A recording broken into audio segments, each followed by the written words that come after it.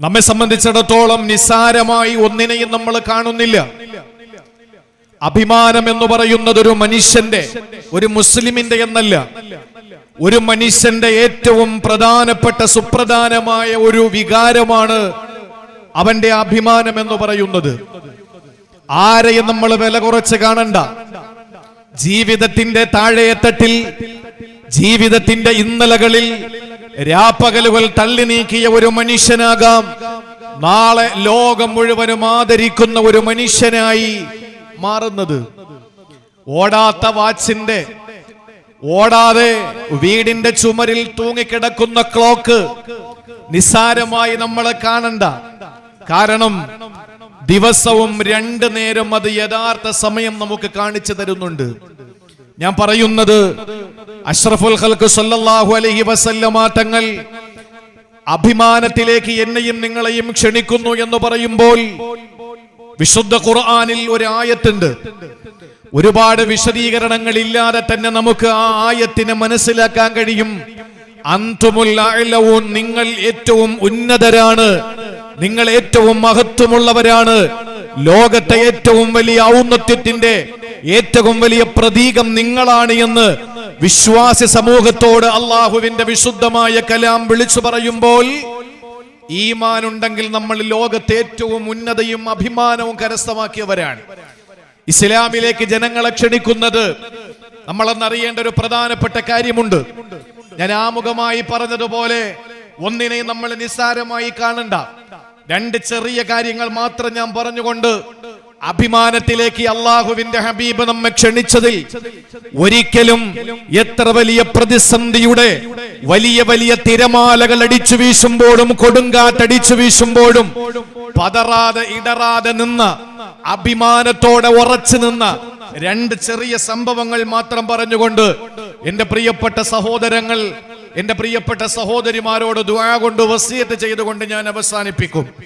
എന്റെ പ്രിയപ്പെട്ടവരെ, നമുക്ക് കണ്ണിൽ നിസ്സാരമായി തോന്നുന്നത് അള്ളാഹുവിന്റെ മുന്നിൽ അത് വലുതാണ്. ഞാൻ 2 ഉദാഹരണങ്ങൾ മാത്രം പറയാം മനസ്സിലാകാൻ വേണ്ടി.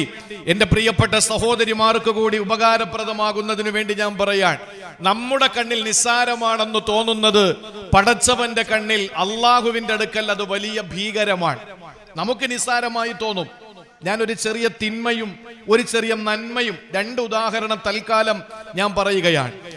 ആദരവായ പ്രവാചകനും സ്വഹാബത്തും ഒരിക്കൽ ഒരു മഖ്ബറയിലൂടെ നടന്നു പോവുകയാണ്.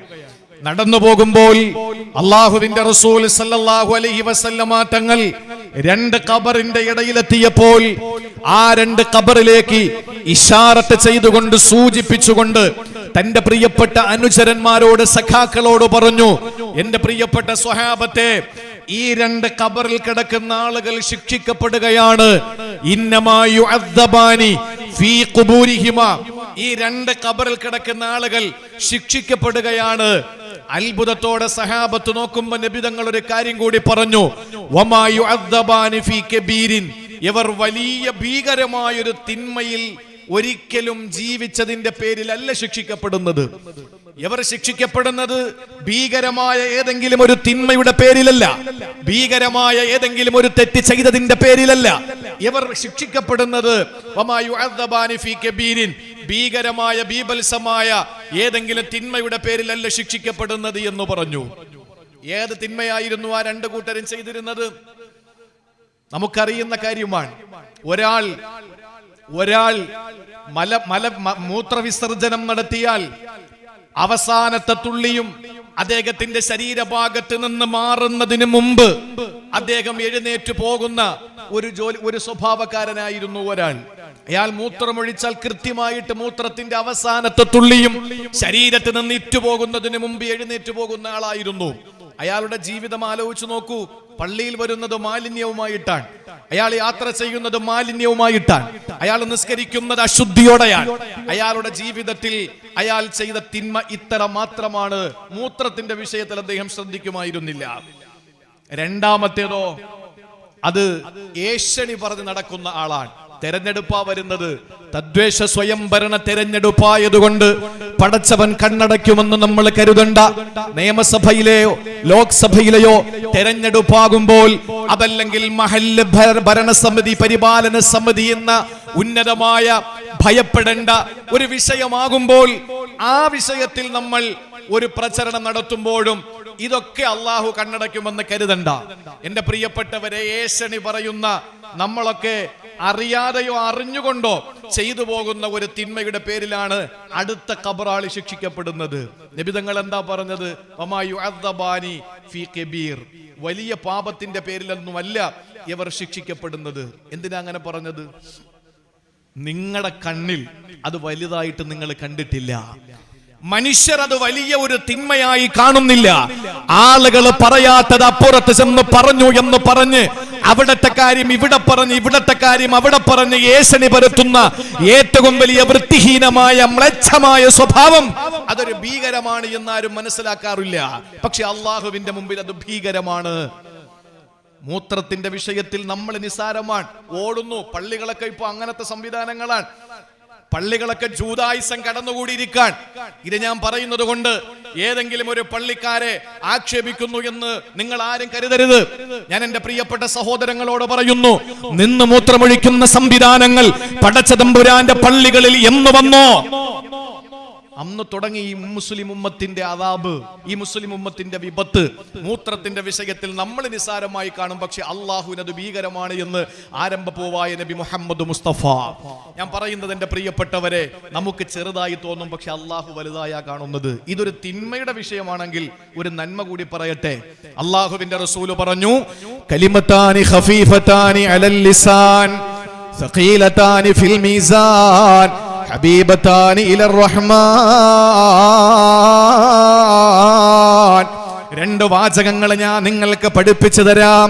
തിരുനബി സല്ലല്ലാഹു അലൈഹി വസല്ലം തന്റെ മുന്നിൽ ജാഗ്രതയോടെ കാതോർത്തുകൊണ്ട് സാഗോദം ശ്രദ്ധിച്ചിരിക്കുന്ന സഹാബത്തിനോട് പറയുകയാണ്, കലിമത്താനി ഖഫീഫത്താനി അലൽ ലിസാൻ. നിങ്ങൾക്ക് പറയാൻ എളുപ്പമുള്ള നാവിന് വഴങ്ങുന്ന ഏത് പ്രായക്കാരനും എത്ര പ്രായം കുറഞ്ഞവനാണെങ്കിലും എത്ര പ്രായം ആധിക്യമുള്ളവനാണെങ്കിലും പറയാൻ എളുപ്പമുള്ള രണ്ട് വാചകങ്ങൾ ഞാൻ നിങ്ങൾക്ക് പറഞ്ഞു തരട്ടെയോ? അത് നിങ്ങൾക്ക് പറയാൻ എളുപ്പമാണ്, നിങ്ങളുടെ നാവുകൾക്ക് എളുപ്പമാണെന്ന് കരുതിയിട്ട് പടച്ചവന്റെ മുമ്പിൽ വലിപ്പമില്ലെന്ന് കരുതല്ലേ. ഹബീബത്താനി ഇലർ റഹ്മാൻ. സർവാധിപതിയായ സർവലോക സംരക്ഷകനായ സർവലോക സൃഷ്ടിസ്ഥിതി സംഹാരകർത്താവായ സർവഗുണ സമ്പൂർണനായ സർവാധിപതിയായ സർവജ്ഞനായ അല്ലാഹു റബ്ബുൽ ഇസ്സത്ത് അവന്റെ അടുക്കൽ ഏറ്റവും പ്രിയങ്കരമായ രണ്ട് വാചകങ്ങളാണ്. സഖീലത്താനി ഫിൽ മീസാൻ. നാളെ മീസാൻ എന്ന തുലാസിൽ ഏറ്റവും ഭാരം തൂങ്ങുന്ന രണ്ട് വാചകങ്ങളാണ്. ഏതാണെന്നറിയോ? സുബ്ഹാനല്ലാഹി വബിഹംദിഹി സുബ്ഹാനല്ലാഹിൽ അലീം. ആർക്കാ പറയാൻ പറ്റാത്തത്?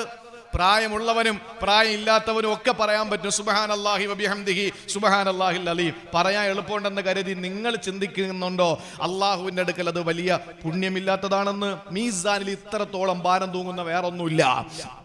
ഉഹദ് മലയോളം സംഭാവന കൊടുത്താലും, എത്ര വലിയ ചാരിറ്റി നടത്തിയാലും, ഏതൊക്കെ പള്ളി നിർമ്മിച്ചു കൊടുത്താലും, എന്തൊക്കെ സൽക്കർമ്മങ്ങൾ ചെയ്താലും, ഈ രണ്ട് വാചകങ്ങൾ പറയുമ്പോൾ കിട്ടുന്ന പ്രതിഫലം തുലാസിൽ വെക്കുമ്പോൾ ഉണ്ടാകുന്ന ഭാരം അത് മറ്റമലുകൾക്ക് ഉണ്ടാകില്ലെന്ന് മുഹമ്മദ് മുസ്തഫ. നമുക്ക് ചെറുതായിട്ടല്ലേ തോന്നിയത്? അള്ളാഹുവിന്റെ അടുക്കൽ വലുതാണ്. ചുരുക്കത്തിൽ ഞാൻ പറയാൻ ഒരു പ്രധാനപ്പെട്ട നമ്മുടെ ക്യാപ്ഷൻ അത് നിങ്ങളെ ഒന്ന് ഉണർത്താൻ വേണ്ടിയിട്ട് ഞാൻ പറഞ്ഞതാണ്. ഇവിടെ ബഹുമാനപ്പെട്ട ജലീൽ സാഹിബ് ഒരു കാര്യം പറഞ്ഞു, ഞാനൊരു കാര്യം കൂടി പറയാം. മെനിങ്ങാന്നൊരു യാത്ര പോകുമ്പോൾ കാറിൽ എൻ്റെ കൂടെ 2-3 പേരുണ്ട്. പുറകിലിരിക്കുന്ന ആള് ഞാൻ മുന്നിലിരിക്കുമ്പോ എന്റെ തോളത്ത് ഇങ്ങനെ കിടന്ന് സംസാരിക്കുകയാണ്. ഞാൻ പറഞ്ഞു, നീ ഒന്ന് അല്പം മാറി നിൽക്ക്, കാരണം എന്റെ ശരീരം പുറം വേദനിച്ചിട്ട്. ഞാൻ പറഞ്ഞു, നീ ഒന്ന് അവിടെ ഇരിക്കി. അദ്ദേഹത്തിന് രഹസ്യം പറയാനും സംസാരിക്കാനും കുശലം പറയാനും ഒക്കെ അദ്ദേഹം പുറകിലിരുന്നിട്ട് മുന്നിലിരിക്കുന്ന എന്റെ തോളത്ത് ഇങ്ങനെ വീണ് കിടക്കുക. അങ്ങനെ 3 പേരുണ്ട്. ഞങ്ങൾ യാത്ര ചെയ്തിട്ട് ഒരു പള്ളിയിൽ നിസ്കരിക്കാൻ വേണ്ടി ഇറങ്ങി. ഞാൻ നമസ്കാരത്തിനു വേണ്ടി ഒളു ചെയ്ത് വരുമ്പോ എന്റെ കൂടെ ഉണ്ടായിരുന്ന 2 സഹയാത്രികർ നിസ്കരിക്കാൻ വേണ്ടി കൈകെട്ടിയിരിക്കുക. കസറിന്റെ വഴിദൂരമുണ്ട്. ഒരാൾ തെക്ക് നിൽക്കുന്നു, ഒരാൾ വടക്ക് നിൽക്കുന്നു. ഞങ്ങളൊരു വണ്ടിയിലാണ് വന്നത്. നമ്മൾ ആലോചിക്കണം, ഒരുമിച്ചിരുന്ന് കെട്ടിപ്പിടിച്ചിരുന്ന് തോളത്ത് തൂങ്ങിക്കിടന്ന് സംസാരിക്കുന്നവനും മാളിലും തിയേറ്ററിലും സെക്രട്ടേറിയറ്റിന്റെ മുമ്പിലും കവലകളിലും എവിടെയും അവർ ഒരുമിച്ച് നിൽക്കുന്നു. പക്ഷേ അള്ളാഹുവിന്റെ പള്ളിയിൽ കയറുമ്പോൾ മാത്രം ഒരുത്തൻ തെക്ക് മറ്റൊരുത്തൻ വടക്ക്. എന്താ? മുസ്ലിം കൊറോണയാണോ ഉള്ളത്? എന്ത് കൊറോണയായത്? ഞാൻ ആ ഭാഗത്തെ പറ്റി പറഞ്ഞാൽ പല പ്രശ്നങ്ങളിലേക്ക് പോകാൻ സാധ്യതയുള്ളത് കൊണ്ട് തൽക്കാലം ഞാൻ പറയുന്നില്ല. എന്റെ ജുമഅക്ക് ഞാൻ സാധാരണ പള്ളിയിൽ പറയാറുണ്ട്, അവിടെ പിന്നെ പ്രശ്നമൊന്നും ഉണ്ടാവൂല. ഞാൻ എന്റെ പ്രിയപ്പെട്ട സഹോദരങ്ങളോട് പറയാൻ വളരെ വസ്തുനിഷ്ഠമായി ഞാൻ എന്റെ ക്യാപ്ഷനിലേക്ക് മടങ്ങി വരികയാണ്. ആർക്കാണ് ഇസ്സത്തുള്ളത്? ഒരു കാര്യം നിങ്ങൾ ഓർമ്മിക്കുക. ഞാൻ വളരെ ചുരുങ്ങിയ വാക്കുകളിൽ ഇനിയും എനിക്ക് ശേഷം പ്രഭാഷകർ പ്രസംഗിക്കാനുള്ളത് കൊണ്ട് ഞാൻ വിശാലമായി പറയുന്നില്ല. ഞാൻ എന്റെ പ്രിയപ്പെട്ട സഹോദരങ്ങളോട് പറയുന്നു, അല്ലാഹു തആല അഭിമാനത്തോടെ ഏതൊരു മനുഷ്യന്റെ കയ്യിൽ ഏറ്റവും വലിയ അഭിമാനത്തെ കൈമാറിയിട്ടുണ്ടോ, അത് സമ്പത്തല്ല, സന്താനങ്ങളല്ല, സംവിധാനങ്ങളല്ല, അവനുള്ള സൗകര്യങ്ങളൊന്നുമല്ല. ലോകത്തെ ഏറ്റവും വലിയ അഭിമാനമായി അല്ലാഹു നമുക്ക് നൽകിയത് പരിശുദ്ധമായ ഹിദായത്താണ്, ഇസ്ലാമാണ്, ഈമാനാണ്. ആരുടെ മുമ്പിലും അടിയറവ് പറയാത്ത, ആരുടെ മുമ്പിലും നമ്മൾ തലകുനിക്കാത്ത അല്ലാഹു ഏറ്റവും വലിയ ഭാഗ്യമായി, അഭിമാനമായി നമുക്ക് നൽകിയിട്ടുള്ളത് ഈമാനാണ്. പണ്ട് മുസ്ലിം സമുദായത്തിന് വിളിക്കുന്ന ഒരു പേരുണ്ട്, എന്താണെന്നറിയോ? ഇപ്പോഴത് പറഞ്ഞാൽ നമുക്കതൊരു മോശമായിട്ട് തോന്നും. എന്റെ വ്യക്തിപരമായിട്ടുള്ള അഭിപ്രായം, അങ്ങനെ വ്യക്തിപരമായി ഞാനൊരു അഭിപ്രായം പറയുകയാണ്. എനിക്ക് മുഖ്യപ്രഭാഷണം എന്ന വിഷയത്തിൽ സ്വാതന്ത്ര്യമുള്ളത് കൊണ്ട് ഞാൻ പറയാണ്, നമ്മളെയൊക്കെ ആക്ഷേപിക്കാറുള്ളൊരു പേരുണ്ട്. ആ പേര് കേൾക്കുമ്പോൾ നമുക്കൊരു ഹാലളക്ക ഇനി ഉണ്ടാകണ്ട. നമ്മളെ വിളിക്കുന്ന ഒരു പേര് മേത്തന്മാരെന്നാണ്, അല്ലേ? എന്താ മേത്തന്മാരെന്ന് പറഞ്ഞാൽ? ഖുർആനിന്റെ പദാനുപദമാണത്. എന്തിന് നമ്മൾ പേടിക്കണം? മേത്തന്മാരെന്ന് വിളിച്ചാൽ ധൈര്യമായിട്ട് സപ്പോർട്ട് ചെയ്തോ. മേത്തന്മാരെന്ന് പറഞ്ഞാൽ മേൽത്തരക്കാരെന്നാണ്. ഇതാരാ പറഞ്ഞത്? ഏതെങ്കിലും നാലാം കിടക്കാരനോ അല്ലെങ്കിൽ മൂന്നാം കിടക്കാരനോ അല്ലെങ്കിൽ കൂലി വാങ്ങിയിട്ട് 4 കൂലി വാങ്ങിയിട്ട് തെരുവിൽ പ്രസംഗിക്കുന്ന ആരെങ്കിലും പറഞ്ഞതല്ല ഇത്. ഇത് പറഞ്ഞത് പരിശുദ്ധമായ ഖുർആനിലൂടെ അല്ലാഹുവാണ്. അൻതുമുൽ അലവൂൻ, നിങ്ങളാണ് ഉന്നതിയിലെത്തിയവർ, മേൽത്തരക്കാർ നിങ്ങളാണ് മേൽത്തരക്കാർ. നിങ്ങൾ കഴിഞ്ഞ ലോകത്ത് വേറെ ആരുമുള്ളൂ. പക്ഷേ അത് അംഗീകരിക്കാൻ ഇവിടെ കുറെ സമൂഹം തയ്യാറാകുന്നില്ലെന്നേ ഉള്ളൂ. ഹിദായത്ത്, ഞാനൊരു സമൂഹം എന്ന് പറയുന്നത് മുസ്ലിം അമുസ്ലിം എന്ന ഒരു വേർതിരിവിന്റെ പേരിലല്ല. ഇസ്ലാമിലുള്ള ആളുകൾ തന്നെ നമുക്കറിയുമല്ലോ, ഇസ്ലാം വിശ്വാസികളായ പേരുള്ള പല ആളുകളും തന്നെ ഈ പരിശുദ്ധമായ മതത്തെ, ദീനിനെ ആക്ഷേപിക്കുന്നുണ്ട്, കളിയാക്കുന്നുണ്ട്. അവർക്ക് കൃത്യമായ രീതിയിൽ ആ സമയങ്ങളിലൊക്കെ പണ്ഡിതന്മാർ വ്യക്തമായ നിലയിൽ മറുപടി കൊടുക്കുന്നുമുണ്ട്. അതിൽ അവരെ ഞാൻ നല്ല നിലയിൽ അവരെ അഭിനന്ദിക്കുകയും ചെയ്യുന്നുണ്ട്. ഞാൻ എൻ്റെ പ്രിയപ്പെട്ട സഹോദരങ്ങളോട് പറയുന്നു, ലോകത്തെ ഏറ്റവും ഉന്നതിയിലുള്ളവർ മുസ്ലിം സമുദായമാണ്. അഭിമാനം എന്ന് പറയുന്നത് ഇസ്ലാം എന്നുള്ളതാണ്. എന്തുകൊണ്ട് മറ്റുള്ളവർ അംഗീകരിക്കുന്നില്ല? അത് അസൂയയുടെ പേരിലാണ്. ഒരു ചെറിയ കാര്യം നിങ്ങൾ കേട്ടോളി. അബ്ദുല്ലാഹിബ്നു സലാം എന്ന് പറയുന്ന ജൂത പണ്ഡിതൻ, അബ്ദുല്ലാഹിബ്നു സലാം എന്ന് പറയുന്ന യഹൂദി പണ്ഡിതൻ, അദ്ദേഹം ഒരു ദിവസം ഹബീബായ നബി തങ്ങളുടെ മുന്നിൽ വന്നിട്ട് ചോദിച്ചു, മുഹമ്മദേ സ്വല്ലല്ലാഹു അലൈഹി വസല്ലം, എനിക്ക് 3 സംശയമുണ്ട്. അത് നിങ്ങൾ പറഞ്ഞ് കൃത്യമായി തീർത്തു തരുമെങ്കിൽ ഞാൻ മുസ്ലിം ആകാം, ഞാൻ തയ്യാറാണ്. 3 സംശയം എനിക്കുണ്ട്. ആ സംശയം നിങ്ങൾ കൃത്യമായി എനിക്ക് പറഞ്ഞു തന്നാൽ ഞാൻ മുസ്ലിമായി കൊള്ളാമെന്ന് പറഞ്ഞു. അള്ളാഹുവിന്റെ ഹബീബ് ചോദിച്ചു, എന്താണ് 3 സംശയം? 3 സംശയം ചോദിച്ചു. അതിന് 3നും കൃത്യമായി നബി തങ്ങൾ മറുപടി കൊടുത്തു. ഇദ്ദേഹം ജൂത പണ്ഡിതനാണ്, അബ്ദുല്ലാഹിബ്നു സലാം. അദ്ദേഹം വ്യക്തമായിട്ട് മറുപടി കേട്ടു. ആ സമയത്ത് പറഞ്ഞത്, സ്വദഖ്ത യാ മുഹമ്മദ്, നബിയെ അങ്ങ് സത്യം പറഞ്ഞിരിക്കാം, ഇനി ഞാൻ മുസ്ലിം ആകാൻ പോവാൻ. നിങ്ങൾ ശ്രദ്ധിച്ച് കേൾക്കണം, നിങ്ങൾ ശ്രദ്ധിച്ച് കേൾക്കണം എന്റെ പ്രിയപ്പെട്ട സഹോദരങ്ങളെ. യഹൂദി പണ്ഡിതനാണ്, ഒരു പുരോഹിതനാണ്, ജൂതന്മാർ ആദരിച്ചിരുന്ന മനുഷ്യനാണ്, ഏറ്റവും വലിയ നിപുണനാണ്. ആ മനുഷ്യൻ 3 സംശയങ്ങൾ ചോദിച്ചത് തൗറാത്തിലുള്ള സംശയങ്ങളാണ്, തൗറാത്തിലുള്ള വിഷയമാണ്. അത് പ്രവാചകനാണെങ്കിൽ മാത്രമേ ഒരാൾക്ക് പറയാൻ കഴിയൂ. അത് പറയാൻ കഴിയുമോ എന്ന് ചോദിച്ചു. 1, ഈ മക്കള് വാപ്പയുടെ അല്ലെങ്കിൽ ഉമ്മയുടെ ഒക്കെ കോലത്തിരിക്കുമല്ലോ. ചില മക്കൾ ഉമ്മയുടെ രൂപത്തിലായിരിക്കും, ചില മക്കൾ വാപ്പാടെ കോലത്തിലായിരിക്കും, അല്ലേ? അപ്പൊ ചോദിച്ചു, മുഹമ്മദേ, ചില മക്കൾ വാപ്പായെ പോലെ ഇരിക്കും, ചില മക്കൾ ഉമ്മായെ പോലെ ഇരിക്കും, അതെങ്ങനാണ്? അതിന് മറുപടി കൃത്യമായിട്ട് നബി തങ്ങൾ പറഞ്ഞു കൊടുത്തു. തൽക്കാലം ഞാനിപ്പോ ഇവിടെ പറയുന്നില്ല. രണ്ടാമത്തേത്, സ്വർഗപ്രവേശനം ലഭിക്കുമ്പോ ആദ്യം കിട്ടുന്ന ഭക്ഷണം ഏതാണ്? നബി തങ്ങൾ അതിന് മറുപടി കൊടുത്തു. ലോക അവസാനത്തിന്റെ ആദ്യ അടയാളം ഏതാണ്? അതും പറഞ്ഞു കൊടുത്തു. ഇത് 3ഉം പറഞ്ഞപ്പോ പറഞ്ഞു, സ്വദഖ്ത യാ മുഹമ്മദ്, സത്യം പറഞ്ഞിരിക്കുക, ഞാനിത് അവിശ്വസിക്കുന്നു. പക്ഷേ എനിക്കൊരു റിക്വസ്റ്റ് ഉണ്ട്. നബി തങ്ങൾ ചോദിച്ചു, എന്താ? ജൂത പണ്ഡിതനാണ്, എന്താണ് നിങ്ങൾക്ക് പറയാനുള്ളത്? ഇന്നൽ യഹൂദ ഖൗമു ഫുജൂരിൻ, നബി അറിയുമല്ലോ ജൂതന്മാർ തെമ്മാടികളാണ്. അതുകൊണ്ട് ഇദാ അലിമു അന്നി അസ്ലംതു ബഹതൂനി, ഞാൻ മുസ്ലിമായെന്നറിഞ്ഞാൽ അവരെന്നെ വല്ലാതെ ഉപദ്രവിക്കും. അതുകൊണ്ട് ഫലാ തുഖ്ബിറുഹും ബിഇസ്ലാമി, ഞാൻ മുസ്ലിമായെന്നുള്ള കാര്യം അവരെ തൽക്കാലം അറിയിക്കരുത് എന്ന് പറഞ്ഞ് നബി തങ്ങളോട് റിക്വസ്റ്റ് നടത്തി. അള്ളാന്റെ ഹബീബ് അബ്ദുല്ലാഹിബ്നു സലാമിന്റെ തീരുമാനവും അഭിപ്രായവും അനുസരിച്ച് തന്നെ പുറകിലൊരു പ്രത്യേക റൂം റെഡിയാക്കിയിട്ട് അവിടെ താമസിപ്പിച്ചു. അദ്ദേഹത്തിന്റെ നിർദ്ദേശപ്രകാരം ജൂതന്മാരെ വിളിച്ചിട്ട് ചോദിച്ചു, നിങ്ങൾ ഇനി കേൾക്കണം. ജൂതന്മാരെ വിളിച്ചിട്ട് ചോദിച്ചു, അല്ല അബ്ദുല്ലാഹിബ്നു സലാം എങ്ങനെയാ ആള്, നിങ്ങൾക്ക് എന്ത് അഭിപ്രായമാണ് അദ്ദേഹത്തിനെ പറ്റി? ആ സമയത്ത് ജൂതന്മാര് ഏകസ്വരത്തിൽ വിളിച്ചു പറഞ്ഞു, സയ്യിദുനാ വബ്നു സയ്യിദിനാ വഖൈറുനാ വബ്നു ഖൈരിനാ വഅനു ആലിമിനാ. ഞങ്ങളുടെ നേതാവാണ്, നേതാവിന്റെ മോനാണ്, ഞങ്ങളുടെ കൂട്ടത്തിൽ ഏറ്റവും വിവരമുള്ളവനാണ്, വിവരമുള്ള ആളിന്റെ മകനാണ്, ഞങ്ങളിൽ ഏറ്റവും ശ്രേഷ്ഠനാണ്, ശ്രേഷ്ഠതയുള്ള ആളിന്റെ മോനാണ്. ഞങ്ങൾക്ക് അബ്ദുസലാം എന്ന് പറയുന്ന അബ്ദുല്ലാഹിബ്നു സലാം എന്ന് പറയുന്ന നേതാവ് കഴിഞ്ഞിട്ടേ വേറെ ആരുമുള്ളൂ എന്ന് പറഞ്ഞാൽ ഞങ്ങൾ അനുസരിക്കും. അത്രത്തോളം ഞങ്ങൾക്ക് ആദരവാണ്, ബഹുമാനമാണ്.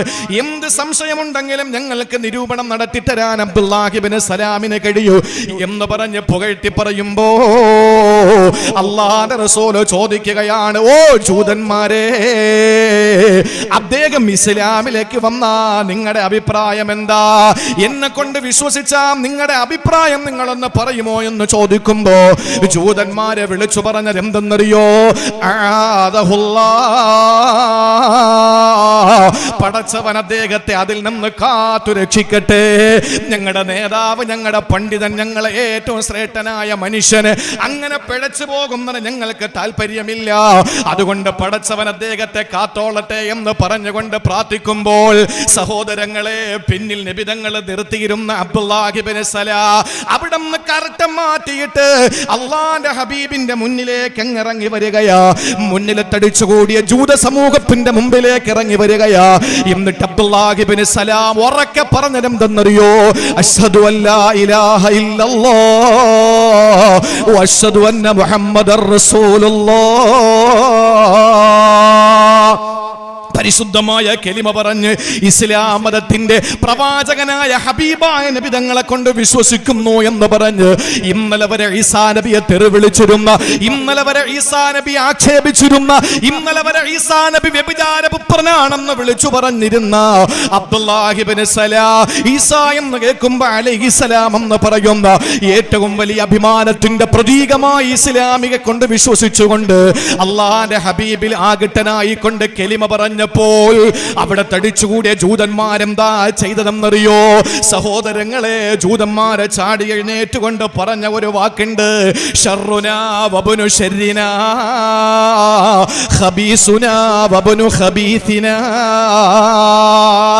ഞങ്ങളുടെ നാട്ടിലെ ഏറ്റവും വൃത്തികെട്ടവനെവനാണ്, ഞങ്ങളുടെ നാട്ടിലെ ഏറ്റവും വൃത്തികെട്ടവനെവനാണ്, യവന്റെ വാപ്പ ഏറ്റവും നെറികെട്ടവനാണ്, വൃത്തികെട്ടവനാണ്, മോശക്കാരനാണ്, ഞങ്ങളുടെ കൂട്ടത്തിലെ ഏറ്റവും മോശക്കാരൻ ഇവനാണ്, ഇവന് വിവരം കെട്ടവനാണ്, വിവരം കെട്ടവന്റെ മകനാണ്, ഇവൻ ഈ നാട്ടിലെ ഏറ്റവും മോശക്കാരനാണെന്ന് അവര് പടിയിറങ്ങുകയാ. നിമിഷങ്ങൾ മാത്രം ബാക്കി നിൽക്കുമ്പോ സഹോദരങ്ങളെ, ഒരു മനുഷ്യനെ മോശക്കാരനായി ചിന്തിച്ചത് എന്തിന്റെ പേരിലാ? ആ അഭിമാനകരമായ മുദ്രാവാക്യമാണ് ലാ ഇലാഹ ഇല്ലല്ലാഹ് മുഹമ്മദുർ റസൂലുള്ളാഹ്. എന്നെ കേൾക്കുന്ന പ്രിയപ്പെട്ട സഹോദരങ്ങളെ, എവിടേക്കാ ഹബീബായ നബി തങ്ങൾ ക്ഷണിക്കുന്നതെന്നറിയോ? തീവ്രവാദത്തിലേക്കല്ല, ഭീകരവാദത്തിലേക്കല്ല, സ്വജനപക്ഷപാതത്തിലേക്കല്ല, വംശീയതയിലേക്കല്ല. എവിടേക്കാണ് ഹബീബ് ക്ഷണിച്ചിട്ടുള്ളത്? എവിടേക്കാണ് പ്രവാചകനെ ക്ഷണിച്ചിട്ടുള്ളത്? അല്ലാഹുവിന്റെ റസൂലിനെ പറ്റി കേട്ട് മോശം പറയാ ആരാണ് ശ്രമിച്ചിട്ടുള്ളത്? ജബ്ബാറിനെ പോലെ, ജാമിദയെ പോലെ, ഇസ്ലാമിനെ പറ്റി പുലബന്ധം പോലും ഇല്ലാത്ത നിരീശ്വരവാദ പ്രസ്ഥാനങ്ങളുടെ പ്രതീകങ്ങൾ മാത്രമാ അല്ലാഹുവിന്റെ അള്ളാന്റെ ഹബീബിനെ പറ്റിയിട്ട് മോശം പറഞ്ഞിട്ടുള്ളത്? നല്ല വിവരമുള്ള ചിന്തകന്മാര്, ബുദ്ധിജീവികൾ, വിജയിഷുകൾ, അതുപോലെ രാഷ്ട്രീയ വിചക്ഷണന്മാര് അള്ളാന്റെ റസൂലിനെ പറ്റിയിട്ട് മനോഹരമായി പ്രതിപാദിക്കുമ്പോ വാചാലമാകുമ്പോ എന്നെ കേൾക്കുന്ന എന്റെ പ്രിയപ്പെട്ട സുമ്മത്തിനോട്, സഹോദരിമാരോട്, സഹോദരങ്ങളോട് പറയാനുള്ളത്, അള്ളാന്റെ ഹബീബ് ക്ഷണിച്ചത് എവിടേക്കെന്നറിയോ പ്രിയപ്പെട്ട പെങ്ങളെ? അള്ളാന്റെ റസൂൽ എവിടേക്കാ ക്ഷണിച്ചത്? എന്നെ കേൾക്കുന്ന എന്റെ ഹൈന്ദവ സഹോദരങ്ങളോട്, ക്രൈസ്തവ സഹോദരങ്ങളോട്, എന്നെ ഇതിലൂ നേരിട്ട് കാണുകയും നേരിട്ട് കേൾക്കുകയും ചെയ്യുന്നതിനപ്പുറത്ത് ഇത് ലൈവിലൂടെ കണ്ടുകൊണ്ടിരിക്കുന്ന പ്രിയപ്പെട്ട സഹോദരങ്ങളോട്, സഹോദരിമാരോട് പറയുകയാണ്, അള്ളാന്റെ ഹബീബ് നമ്മളെ എവിടേക്കാ ക്ഷണിച്ചതെന്നറിയോ? ഇവിടത്തെ അൽ ജന്നത്തിന്റെ പ്രിയപ്പെട്ട മക്കൾ ക്യാപ്ഷൻ വെച്ചിരിക്കുന്നത് അതാണ്. അഭിമാനത്തിലേക്കാണ് അള്ളാന്റെ ഹബീബ് ക്ഷണിച്ചത്. ഏതഭിമാനമാണ്? അള്ളാന്റെ വിശുദ്ധ ഖുർആനിൽ അല്ലാഹ് പറഞ്ഞിട്ടില്ലേ, പരിശുദ്ധമായ ജുമുഅ ദിവസത്തിന്റെ രാവിന്റെ ഇശാ നിസ്കാരത്തിൽ നമ്മൾ കേൾക്കുമല്ലോ, 3 വർഷക്കാലം ഞാൻ ഈ കരമന ജുമുഅത്ത് പള്ളിയിൽ വേഴവും വെള്ളിയും ഞാൻ ജോലി നോക്കുമ്പോ പ്രിയപ്പെട്ടവരെ, ഇശാ നമസ്കാരത്തിൽ വ്യാഴാഴ്ച നമ്മൾ കേട്ടിട്ടുള്ളത്, വ്യാഴാഴ്ച നമ്മൾ ഓതിയിട്ടുള്ളത് സൂറത്തുൽ മുനാഫിഖൂൻ എന്ന് പറയുന്ന അധ്യായത്തിലൂടെ അള്ളാഹുവിന്റെ വിശുദ്ധമായ കലാ ലോകത്തോട് വിളിച്ചു പറയുന്നത്, അള്ളാഹുവിന്റെ ഭൂമിയിൽ ആരാണ് അഭിമാനത്തോടെ ജീവിക്കുന്നതെന്നറിയോ? ആർക്കാ അള്ളാഹു അഭിമാനം എന്ന വികാരം കൊടുത്തതെന്നറിയോ? വലില്ലാഹിൽ ഇസ്സത്തു വലി റസൂലിഹി വലിൽ മുഅ്മിനീൻ വലാകിന്നൽ മുനാഫിഖീന ലാ യഅലമൂൻ. ഇത് പറയുന്നത് ഖുർആനാ, ഇത് പറയുന്നത് ഖുർആനാ. ഒരു വരിക്ക് പോലും, ഒരു വള്ളിക്ക് പോലും, ഒരു പുള്ളിക്ക് പോലും ഒരു വ്യത്യാസം വരുത്താൻ കഴിയാത്ത, ആരെക്കൊണ്ടും മാറ്റി എഴുതാൻ കഴിയാത്ത ഇന്ത്യയുടെ പരിശുദ്ധമായ ഇന്ത്യ മഹാരാജ്യത്തിന്റെ എത്ര പ്രാവശ്യമാണ് ഭരണഘടന തിരുത്തി എഴുതിയിട്ടുള്ളത്. ഇന്ന് അധികാരത്തിന്റെ ഉത്തുംഗ സോപാനത്തിലിരിക്കുന്നവർ തിരുത്തി എഴുതിക്കൊണ്ടിരിക്കുകയല്ലേ? നാളെ തിരുത്തി എഴുതൂലേ? അർദ്ധരാത്രി 12 മണിക്കല്ലേ പലതും എഴുതി കുറിച്ചു കൊണ്ടിരിക്കുന്നത്. ഇന്നേ വരെ ഒരു വള്ളിക്ക് പുള്ളിക്ക് വ്യത്യാസം വരാൻ കഴിയാത്ത നിലയിൽ ഏകനായ സർവാധിപതിയായ അല്ലാഹുവിന്റെ കലാമായ വിശുദ്ധ ഖുർആൻ ലോകത്തോട് വിളിച്ചു പറയുമ്പോൾ, ആരൊക്കെ എന്തു പറഞ്ഞാലും ഈ ആകാശത്തിന്റെ ചുവട്ടിൽ, ഭൂമിയുടെ മുകളിൽ അഭിമാനത്തോടെ ജീവിക്കുന്നത് അല്ലാഹു പരിചയപ്പെടുത്തിയ കൂട്ടര് മാത്രമേ ഉള്ളൂ. അല്ലാഹു പറയുന്നു, വലില്ലാഹിൽ ഇസ്സത്തു വലി റസൂലിഹി. ആർക്കാണ് അഭിമാനമെന്നറിയോ? അല്ലാഹുവിന് മാത്രമാണ്. വലി റസൂലിഹി, ആ അല്ലാഹുവിൽ നിന്ന് ഒരു ചെറിയ റിസാലത്തിലൂടെ, ഒരു ഭീകരമായ റിസാലത്തിലൂടെ, ബീഭത്സമായ റിസാലത്തിലൂടെ, ആർക്കും വിശദീകരിക്കാൻ കഴിയാത്ത റിസാലത്തിലൂടെ ഹബീബായ നബി തങ്ങൾക്കും ആ ഇസ്സത്ത് അല്ലാഹ് കൊടുത്തിരിക്കുകയാ. അല്ലാഹുവിന്റെ ഹബീബ് ഇസ്സത്തുള്ള മനുഷ്യനാണ്. ആ പ്രവാചകനെ വിശ്വസിച്ചതിലൂടെ ലോകത്തുള്ള വിശ്വാസി സമൂഹത്തിനും അല്ലാഹ് കൊടുത്തിരിക്കുകയാണ് വലിൽ മുഅ്മിനീൻ. ഇവിടെ അഭിമാനമാർക്കാ, ഇവിടെ അന്തസ്സാർക്കാ, ഇവിടെ ഇസ്സത്താർക്കാ, ഇവിടെ ആഭിജാത്യമാർക്കാ? അത് അല്ലാഹുവിനാണ്. അവന്റെ ദൂതന് റിസാലത്തിലൂടെയാണ്. അല്ലാഹുവിന്റെ ഹബീബിനെ കൊണ്ട് വിശ്വസിച്ച സാധുക്കളായ നമ്മളുണ്ടല്ലോ, ഇപ്പരെന്തെങ്കിലും ചതച്ചരക്കപ്പെടുന്നവര്, മറ്റ് സമുദായ, മറ്റ് സംസ്ഥാനങ്ങളിൽ ചതച്ചരക്കപ്പെടുന്നവര്, പോത്തിന്റെയും പശുവിന്റെയും പേരിൽ ചതച്ചരക്കപ്പെടുന്നവര്, അവരെ എല്ലാവരെയും ആരൊക്കെ ചവിട്ടിയരച്ചാലും ഇന്നും നമ്മൾ കണ്ടല്ലോ, മൂത്രമൊഴിച്ചതിന്റെ പേരിൽ തല്ലിക്കൊന്നിരിക്കുകയാ. ആലോചിക്കണേ സഹോദരങ്ങളെ, ഇങ്ങനെയൊക്കെ എന്തൊക്കെ പ്രശ്നങ്ങൾ ഉണ്ടാക്കിയാലും, എവിടെയെല്ലാം തീവ്രവാദികളെന്ന് വിളിച്ചാലും, എവിടെയെല്ലാം എന്തൊക്കെ പേരിട്ട് വിളിച്ചാലും, ഒന്നോർക്കണേ, അഭിമാനമാർക്കാണ്? വലിൽ മുഅ്മിനീൻ, വിശ്വാസികൾക്കുമാണ്. പക്ഷെ ആരറിയുന്നില്ല. വലാകിന്നൽ മുനാഫിഖീന ലാ യഅലമൂൻ. കപട വിശ്വാസികൾക്കത് തിരിയൂല. അല്ലാഹുവിനും റസൂലിനും വിശ്വാസികൾക്കുമുള്ള ഇസ്സത്ത് ലോകത്ത് മുഅ്മിനീങ്ങൾക്കല്ലാതെ മനസ്സിലാകൂല. എന്റെ പ്രിയപ്പെട്ട സഹോദരങ്ങളെ, അതുകൊണ്ട് ഇസ്സത്തോടെ ജീവിക്കുക, അഭിമാനത്തോടെ ജീവിക്കുക. നിങ്ങളെ ക്ഷണിക്കുന്നത് അതിലേക്കാണ്. വൈക്കം മുഹമ്മദ് ബഷീറിന്റെ മുമ്പിൽ മലയാളികൾക്ക് മറക്കാൻ കഴിയില്ല. വൈക്കം മുഹമ്മദ് ബഷീറിന്റെ മുന്നിൽ ഒരു സിനിമാ സംവിധായകൻ വന്നു. ഇസ്ലാമിനെ പറ്റി ഇങ്ങനെ വാചാലമായി വൈക്കം മുഹമ്മദ് ബഷീർ പറഞ്ഞുകൊണ്ടിരിക്കുമ്പോൾ അയാൾ ചോദിച്ചു, ഞാൻ മുസ്ലിം ആകട്ടെ എന്ന് ചോദിച്ചപ്പോ ബഷീർ എന്താ മറുപടി പറഞ്ഞെന്നറിയോ? No vacancy. സീറ്റ് തീർന്നു പോയി, വേക്കൻസി ഇല്ല. ഇസ്ലാമിനെ പറ്റി വാചാലമാകുന്ന വൈക്കം മുഹമ്മദ് ബഷീറിന്റെ മുഖത്ത് നോക്കിയിട്ട് ഞാനും ഇസ്ലാമിലേക്ക് വരട്ടെ എന്ന് ചോദിച്ചപ്പോൾ അദ്ദേഹം പറഞ്ഞു, ഇല്ല, ഇവിടെ വേക്കൻസി ഇല്ല. എന്ന് പറഞ്ഞാൽ എന്താ കാര്യം? മതം മാറുക എന്ന് പറയുന്നത് അങ്ങോട്ടും ഇങ്ങോട്ടും എന്തെങ്കിലുമൊക്കെ മാറ്റങ്ങൾ വരുത്തിയാൽ കാര്യമില്ല, അല്ലേ? ഇപ്പൊ തൊലാഖിന്റെ പിന്നെ വിവാഹത്തിന്റെ വിഷയത്തിൽ 3 തീരുമാനം കൊണ്ടുവന്നിരിക്കുന്നത്. ഒന്ന് മുത്തലാഖ്, മറ്റൊന്ന് നിങ്ങളൊന്ന് ആലോചിച്ച് നോക്കി. ഞാൻ കരമന ജോലി നോക്കിയെങ്കിലും ഞായറാഴ്ചകളിൽ ഇല്ലാത്തത് കൊണ്ട് കല്യാണങ്ങളിൽ ഞാൻ പങ്കെടുത്തിട്ടില്ല. വളരെ വിരളമായ വ്യാഴാഴ്ചകളിൽ നടക്കുന്ന നിക്കാഹുകളിൽ മാത്രമേ പങ്കെടുക്കാൻ കഴിഞ്ഞിട്ടുള്ളൂ. നിക്കാഹ് 21 വയസ്സ് വേണമെന്നാ പറയുന്നത്. ഇതെത്ര മണ്ടത്തരമാണെന്ന് നിങ്ങൾക്ക് മനസ്സിലാക്കാൻ ഒറ്റ കാര്യം ഞാൻ പറയാം. എൻ്റെ മകളുടെ നിക്കാഹ് വന്നു, നിയമം വന്നു 21 വയസ്സായാലേ അവർ വിവാഹം നടത്താവൂ എന്നൊരു നിയമം വന്നാൽ, ഞാനൊന്ന് ചോദിക്കട്ടെ, എൻ്റെ മകളെ നിക്കാഹ് നടത്തിയാൽ ആ നിക്കാഹ് നടത്തുന്നത് ഞാനും കെട്ടാൻ പോകുന്ന ചെക്കനും 2 സാക്ഷികളുണ്ടെങ്കിൽ ഇസ്ലാമിൽ നിക്കാഹ് റെഡിയായി. അതിനുശേഷം അവർ ഒരുമിച്ച് ജീവിച്ചാൽ ഇന്ത്യയിൽ അങ്ങനൊരു നിയമമുണ്ടോ? ഇപ്പൊ ഞാനിവിടെ പ്രസംഗിച്ചോണ്ട് നിൽക്കുമ്പോ, നിങ്ങൾ കേട്ടുകൊണ്ട് നിൽക്കുമ്പോ, ഈ കുഞ്ചാലും മൂട്, ചരിത്രങ്ങൾ ഉറങ്ങിക്കിടക്കുന്ന കുഞ്ചാലും മൂട്ടിലൂടെ ഒരുത്തൻ നമ്മൾ ഈ ഇരിക്കുന്ന എന്റെയോ നിങ്ങളെ ആരെങ്കിലും കെട്ടിയോള ബൈക്കിന്റെ പുറകിൽ വെച്ചോണ്ട് പോയി, ഞാൻ ഇവിടെ നിന്നുകൊണ്ട് പ്രസംഗിക്ക, എന്റെ കെട്ടിയോള ഒരുത്തൻ ബൈക്കിൽ വെച്ചോണ്ട് പോവാ, ഞാൻ ആരോടാ പരാതിപ്പെടുക? ഇന്ത്യയുടെ നിയമം അനുസരിച്ച് പരാതിപ്പെട്ടിട്ടൊന്നും കാര്യമില്ല. അവള് പറയാണ് എൻ്റെ സ്വന്തം ഇഷ്ടപ്രകാരം ഞാൻ പോയതെന്ന് പറഞ്ഞാൽ ഒന്നും ചെയ്യാനില്ല. കെട്ടിക്കാത്ത പെണ്ണിന്റെ അവസ്ഥ അത് തന്നെ. ഒരു ചെറുപ്പക്കാരോടൊപ്പം കറങ്ങുന്നതിന്റെ പേരിൽ ഒരിക്കലും ഇവിടെ അറസ്റ്റ് ചെയ്യാനോ ഇവിടെ നിയമങ്ങളൊന്നുമില്ല. ഇനി അവര് ശാരീരിക ബന്ധത്തിൽ ഗർഭിണിയായ ഒരു കുഞ്ഞുണ്ടായാൽ ആ പെണ്ണ് പറയുന്നു എന്റെ ഇഷ്ടപ്രകാരമാണെങ്കിൽ ഒന്നും ചെയ്യാനില്ല. ഇതിനൊക്കെ നിയമങ്ങൾ എടുത്ത് കളഞ്ഞിട്ട് സദാചാര ലംഘനങ്ങൾ നടത്തിക്കൊണ്ടിരിക്കുമ്പോ മാന്യമായിട്ട് 21 വയസ്സായ ഒരു പെൺകുട്ടിയെ വിവാഹം കഴിപ്പിച്ച് അയക്കുന്നതിന് 21 വയസ്സ് വേണമെന്ന് പറയുന്നത് എന്തിന്റെ പേരിലെന്നറിയോ? എന്തിന്റെ പേരിലാ? മുസ്ലിം സമുദായത്തെ മാത്രം ലക്ഷ്യമാക്കിയിട്ടാണ്. 1000 വട്ടം പറയാൻ കഴിയും. മുസ്ലിം സമുദായത്തിന്റെ പെൺകുട്ടികൾ 16, 17, 18, 19 ഒക്കെ വയസ്സിൽ വിവാഹം കഴിപ്പിച്ചയക്കുന്നു.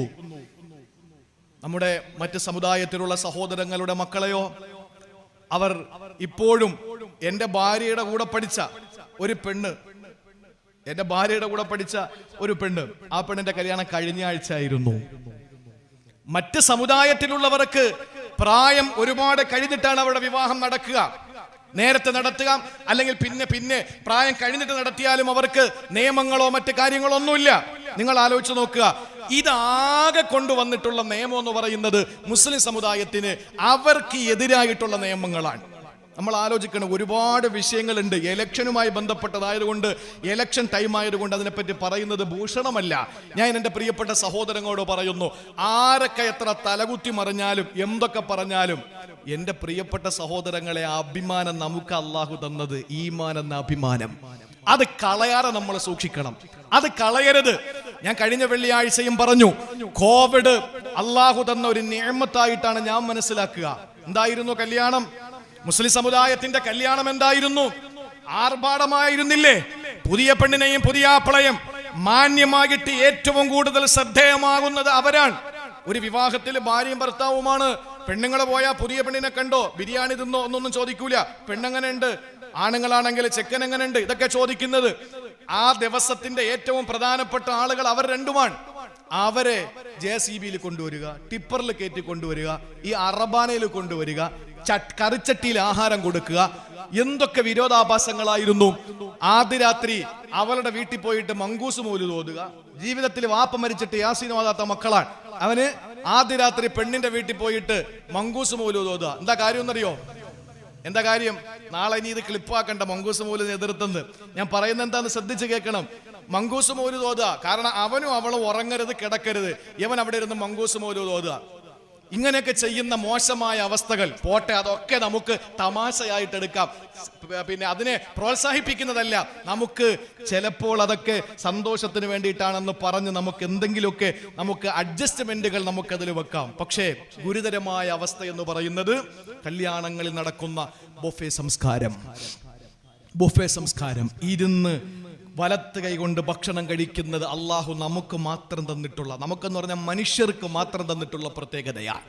ഇന്ന് വലിയ വലിയ കല്യാണങ്ങൾ, ആർക്കും വിഷമം തോന്നരുത്, തോന്നിയാലും എനിക്കൊന്നുമില്ല, ഞാൻ പറയാണ്, വലിയ വലിയ ആർഭാട കല്യാണങ്ങളിൽ പണത്തിന്റെ കൊഴുപ്പ് കൂടുമ്പോൾ ബുഫേ സംസ്കാരം വെച്ചിട്ട് കാളകളെ പോലെ നടന്നു തിന്നുന്ന വൃത്തികെട്ട മ്ലേച്ഛമായ സംസ്കാരം, ആർഭാടം, ഇതൊക്കെ കാട്ടിക്കൂട്ടി അള്ളാഹുവിന്റെ ഇടപെടലുണ്ടായി. ഇപ്പൊ എന്താ സംഭവിച്ചത്? 10 പേര് 20 പേര് മാത്രം കല്യാണത്തിന്. അൽഹംദുലില്ലാ, കല്യാണം ചുരുക്കി, വീഡിയോ ഇല്ല, ഒന്നുമില്ല. ഇപ്പൊ എങ്ങനെയെങ്കിലൊക്കെ 4 സൈഡും ആളുകൾ പകുതി അകത്തും ബാക്കി പകുതി പുറത്തുവാ. ബാക്കി പുറത്തിരിക്കുന്നത് പോലീസ് വന്ന് നോക്കിയിട്ടാണ്. പേടിച്ച് നിക്കാഹ് നടത്തി എങ്ങനെയൊക്കെ ഭക്ഷണം കഴിച്ചിട്ട് തടി സലാമത്താക്കുന്നു. അള്ളാഹുവിനെ പേടിച്ചില്ലെങ്കിൽ അള്ളാഹു നമ്മളെ മറ്റുള്ളവരെ കൊണ്ട് ഭയപ്പെടുത്തും. അതിന്റെ ഒരു ചെറിയ ടെസ്റ്റാണ് ഇത്. പൂർണ്ണമായിട്ടില്ല, ഇതൊരു ടെസ്റ്റ് മാത്രമാണ്. അള്ളാഹു നമ്മളെ കാത്തുരക്ഷിക്കട്ടെ. അതുകൊണ്ട് പ്രിയപ്പെട്ട സഹോദരങ്ങളെ, ഞാൻ അവസാനിപ്പിക്കുന്നതിന് മുമ്പായി വളരെ പ്രധാനപ്പെട്ട ഒരു കാര്യം കൂടി പറയാണ്. അഭിമാനം അത് അള്ളാഹു നമുക്ക് നൽകിയിട്ടുള്ളതാണ്. ആ അഭിമാനത്തിലേക്കാണ് അള്ളാഹു നമ്മളെ ക്ഷണിക്കുന്നത്. ഒരിക്കലും അള്ളാന്റെ ഹബീബ് സല്ലല്ലാഹു അലൈഹി വസല്ലമ തങ്ങൾ മോശമായ ഒരു സ്വഭാവ വൈകൃതത്തിലേക്ക് ഇന്ന് വരെ ആരും ക്ഷണിച്ചിട്ടില്ല. അഭിമാനത്തിലേക്കാണ് നമ്മളെ ക്ഷണിക്കുന്നത്. പോകാൻ നമ്മൾ തയ്യാറാകണം. അള്ളാഹു അതിന് തൗഫീക്ക് നൽകി അനുഗ്രഹിക്കുമാറാവട്ടെ. അള്ളാഹു നമുക്കതിന് തൗഫീക്ക് നൽകി അനുഗ്രഹിക്കുമാറാവട്ടെ. എൻ്റെ സഹോദരിമാർക്ക് വേണ്ടി ഒരിക്കലും നിങ്ങൾക്ക് അള്ളാഹു തന്ന അഭിമാനം, ആ ഇസ്സത്ത് ഒരിക്കലും നിങ്ങളെ കളഞ്ഞു കുളിക്കരുത്. അതിന് ഏറ്റവും നല്ല ഒരു മാതൃകാ വനിതയെ നിങ്ങൾക്ക് ഞാൻ പരിചയപ്പെടുത്താം, എന്നിട്ട് ഞാൻ അവസാനിപ്പിക്കാം. എൻ്റെ പ്രിയപ്പെട്ടവരെ, ഖാദിസിയ യുദ്ധം നടക്കുകയാണ്. ഖാദിസിയ യുദ്ധം നടക്കുമ്പോൾ അള്ളാഹുവിന്റെ പരിശുദ്ധമായ ദീനിന്റെ രണാങ്കണത്തിലേക്ക് പോരാട്ടത്തിന്റെ പാതയിൽ ഇറങ്ങുന്ന ആ സൈന്യത്തിന്റെ കൂട്ടത്തിൽ ജീവിതത്തിൽ അള്ളാഹു 4 ആൺമക്കളെ കൊടുത്ത ഒരു പെണ്ണുണ്ടായിരുന്നു. അവരുടെ പേര് ഹൻസ എന്നാണ്. ഹൻസ എന്ന് പറയുന്ന ഭർത്താവ് മരിച്ച് വിധവയായി കഴിയുന്ന ആ പ്രിയപ്പെട്ട മഹിളാരത്തിനും തന്റെ 4 ആൺമക്കളെ പിടിച്ചുകൊണ്ട് 4 ആൺമക്കളെയുമായിട്ട് വന്നിട്ട് രണാങ്കണത്തിലേക്ക് ഇറങ്ങി നിൽക്കുന്നതിന് മുമ്പായി അള്ളാഹുവിന്റെ മുന്നിലേക്ക് 2 കരങ്ങൾ ഉയർത്തിയിട്ട് പ്രാർത്ഥിച്ചു, പടച്ചവനെ, എനിക്ക് ആകെ ഉള്ളത് 4 ആൺമക്കളാണ്. അതുകൊണ്ട് ഞാൻ ചോദിക്കുന്നു, അല്ലാഹുമ്മ ർസുഖ്ഹുമു ഷഹാദ, അവർക്ക് നീ രക്തസാക്ഷിത്വം നൽകണം. എനിക്ക് ഇത്ര ആഗ്രഹമുള്ളൂ. അവരെ കൊണ്ട് ഇസ്ലാമിനെ നീ ശക്തിപ്പെടുത്തണം എന്ന് പറഞ്ഞ് ഹൻസ റളിയല്ലാഹു തആല അൻഹ 4 ആൺമക്കളെയുമായിട്ട് ഖാദിസിയ യുദ്ധത്തിന്റെ അങ്കണത്തിലേക്ക് വന്നു. എന്നിട്ട് 4 ആൺമക്കളെ വിളിച്ചിട്ട് പറഞ്ഞു, പൊന്നുമക്കളെ, നിങ്ങൾ പോയി കുളിക്കുക, എന്നിട്ട് നല്ല മണവസ്തു പൂശുക, എന്നിട്ട് നിങ്ങൾ കഫൻ പുടവ അതെടുത്ത് നിങ്ങൾ ധരിക്കുക. കഫൻ പുടവ ധരിക്കുക, ഒരു മുണ്ടുടുക്കുക, ഒരു മുണ്ട് പുതച്ച് കഫൻ പുടവയ്ക്ക് ആവശ്യമായത് നിങ്ങളുടെ ശരീരത്തിൽ അണിയുക, എന്നിട്ട് രണാങ്കണത്തിലേക്ക് വരാൻ പറഞ്ഞു. ഹൻസ റളിയല്ലാഹുവിന്റെ കാത്തുനിന്നു. 4 ആൺമക്കളും പോയി കുളിച്ച് ഏറ്റവും നല്ല സുഗന്ധം, ഏറ്റവും നല്ല മുന്തിയ സുഗന്ധം പൂശി ആ 4 ആൺമക്കളും രണാങ്കണത്തിലേക്ക് കഫൻ പുടവ ധരിച്ചു കൊണ്ടുവന്നു. ആ സമയത്ത് ആ 4 മക്കളെയും വിളിച്ചിട്ട് ഹൻസ റളിയല്ലാഹു അൻഹു പറഞ്ഞത്, വെള്ളിയാഴ്ച ജുമയ്ക്ക് പോകാതെ നിൽക്കുന്ന ആ മക്കളോട് കരമനയിലെയും കുഞ്ചാലിമൂട്ടിലെയും സഹോദരിമാര് പറയണം. എന്താ പറയേണ്ടത്? ഇന്നിപ്പോ ഫർള് കിഫായല്ലേ, അതാരെങ്കിലും ഒക്കെ അങ്ങ് ചെയ്തോളും എന്ന് പറയുന്നൊരവസ്ഥയിലേക്ക് എത്തി. 65 വയസ്സായ ആളുകൾ റോട്ടിൽ ഇങ്ങനെ തെക്ക് വടക്ക് സർവീസാ. എന്താ, പള്ളി കയറിക്കൂടാ, നിങ്ങളെ വീട്ടിലിരിക്കാനാ പറഞ്ഞ, പുറത്തിറങ്ങരുതെന്നാ പറഞ്ഞത്. ഇത് പള്ളിയിൽ മാത്രം അവർക്ക് കയറിക്കൂടാ എന്ന് പറയുന്നൊരവസ്ഥയിലേക്ക് എത്തി. പുറത്തൊക്കെ ആവാൻ കുഴപ്പമൊന്നുമില്ല, പള്ളിയിൽ മാത്രം പൊക്കൂടാ. ഇത് ആ ഒരു അവസ്ഥയിലേക്ക് കാലമെത്തി. മക്കളൊക്കെ ജുമയ്ക്ക് പോലും പുറത്ത് നിൽക്കുന്ന അവസ്ഥ. പറഞ്ഞു കൊടുക്കണം ഉമ്മമാര്. 4 ആൺമക്കളെയും മുമ്പിൽ നിർത്തിയിട്ട് ഹൻസ റളിയല്ലാഹു തആല അൻഹ പറഞ്ഞതെന്തെന്നറിയോ? ഖാദിസിയ രണാങ്കണത്തിലാണ് ഹൻസ റളിയല്ലാഹു തആല അൻഹ പറയുകയാണ്, വല്ലാഹി മാ ഖിന്ദു അബാകും, എൻ്റെ പൊന്നുമക്കളെ, പടച്ചവനാണ് നിങ്ങളെ വാപ്പാനെ ഞാൻ ചതിച്ചിട്ടില്ല. വല്ലാഹി ഇന്നകും അബ്നാഉ റജുലുൻ വാഹിദി, നിങ്ങൾ 4 പേരും ഒരാളുടെ മക്കൾ തന്നെയാണ്. നിങ്ങളെ വാപ്പായെ വഞ്ചിച്ചുകൊണ്ട് ഞാൻ മറ്റൊരുത്തനോടൊപ്പം പോയിട്ടില്ല. എന്റെ ശരീരം മറ്റൊരുത്തരുമായി പങ്കിട്ടെടുത്തിട്ടില്ല. ഞാൻ ഒരിക്കലും നിങ്ങളുടെ വാപ്പാനെ വഞ്ചിച്ചിട്ടില്ല. നിങ്ങളുടെ വാപ്പ മരണപ്പെടുമ്പോ പറയുമ്പോ നിങ്ങളെ പൊന്നുപോലെ ഞാൻ വളർത്തിക്കൊണ്ടുവന്നതാണ്. നിങ്ങൾ നാലും ഒരേ വാപ്പയുടെ മക്കൾ തന്നെയാണ്. പൊന്നുമക്കളെ, ഈ ഉമ്മ ആഗ്രഹിക്കുന്നത് ഇന്നി അഹ്തസിബുകും ഇൻദല്ലാഹി യൗമൽ അക്ബർ, നാളെ പരലോകത്ത് നിങ്ങൾ ഉപകരിക്കണമെന്ന് ഈ ഉമ്മാക്ക് വലിയ ആഗ്രഹമുണ്ട്. അതുകൊണ്ട് ഫൈദാ തൈതും, നിങ്ങൾ രണാങ്കണത്തിലേക്ക് ചെന്ന് കഴിഞ്ഞാൽ ഇതാരോടാണ് പറയുന്നത്?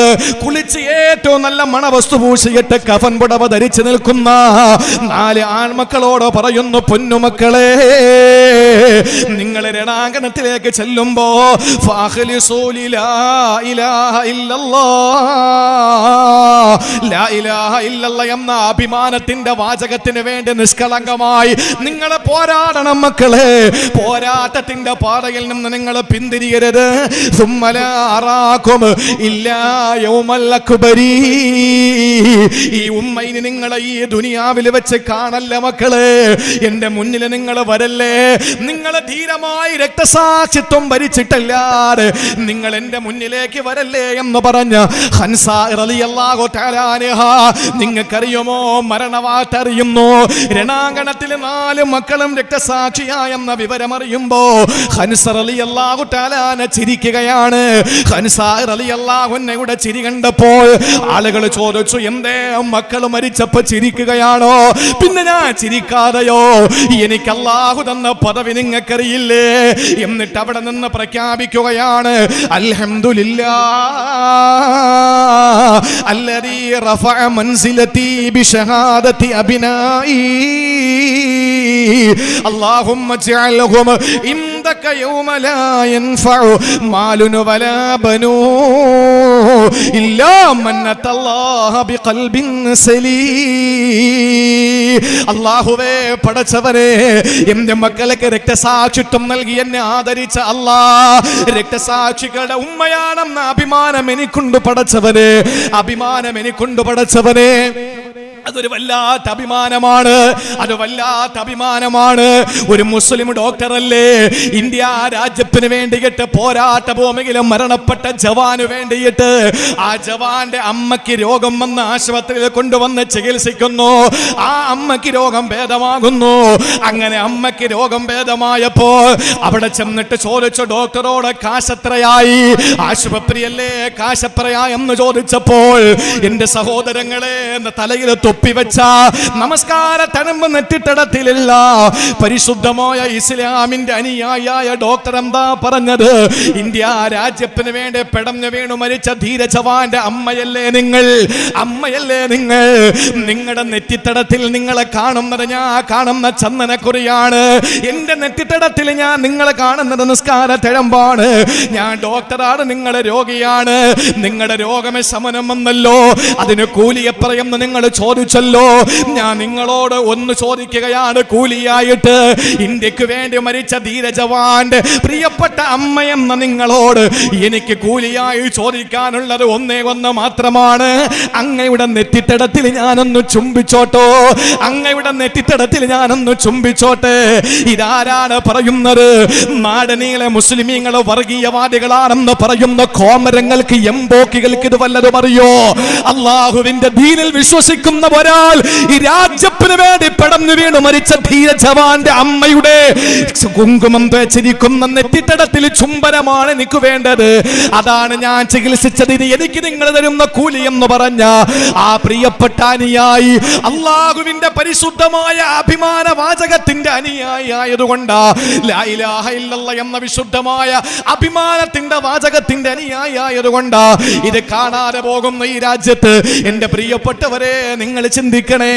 ഹൻസ റളിയല്ലാഹു തആല അൻഹ 4 മക്കളുടെ രക്തസാക്ഷിത്വം അറിഞ്ഞ് ചിരിച്ചതെന്തെന്ന് ചോദിക്കുമ്പോ, എനിക്ക് അല്ലാഹു തന്ന ഭാഗ്യമാണ് രക്തസാക്ഷികളുടെ മാതാവെന്ന പരിഗണന എനിക്ക് വേണ്ടത്. എന്റെ പടച്ചവനെ, അല്ലാഹുമ്മ ജഅൽഹും ഇൻദക, നിന്റെ അടുക്കൽ ആ 4 മക്കളെയും നീ വെക്കണം പടച്ചോനെ.